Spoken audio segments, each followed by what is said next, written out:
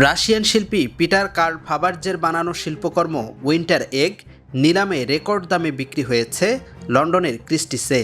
মঙ্গলবার এই ডিমটি বিক্রি হয় 22.9 মিলিয়ন পাউন্ড টাকায়, যার মূল্য 370,90,00,000। ক্রিস্টিস জানিয়েছে এর বেশি দাম ফাবার্জের আর কোনো শিল্পকর্মই পায়নি আর কখনোই। এই ডিমটি একজন নাম প্রকাশে অনিচ্ছুক ক্রেতা কিনেছেন।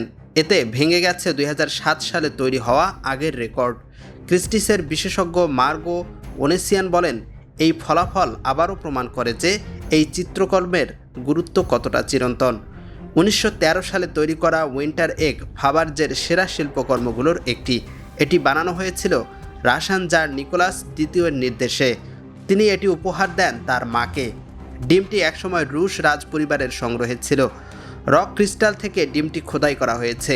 উচ্চতা মাত্র 8.2 সেন্টিমিটার। এতে আছে প্রায় 4,500 হীরকখণ্ড। এর মধ্যে রয়েছে রোজ কাট পাথরও। এছাড়া প্লাটিনামের তুষার ফুলের নকশা আছে। ডিমটি খুললে ভেতরে দেখা যায় সাদা কোয়ার্টজ দিয়ে বানানো ছোট ফুলের ঝুড়ি। ডিমটির নকশা করেছিলেন আলমা থেরেসিয়া পিহল। তিনি ফাবার্জের সেন্ট পিটার্সবার্গ কর্মশালার 2জন নারী ওয়ার্কমাস্টারের একজন ছিলেন।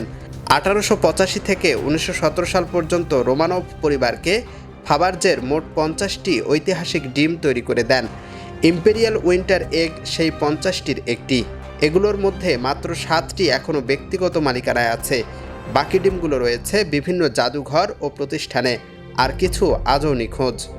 ইউএফটি ফার্স্টের সাথে ট্রেড করুন যে কোনো জায়গা থেকে। ক্যাম্পাসে ক্লাসের ফাঁকে, ঢাকার জ্যামে বসে কিংবা ঘরে বসে ট্রেডিং এখন হাতের মুঠোয়। তাই ট্রেড করুন যখন খুশি, যেখানে খুশি।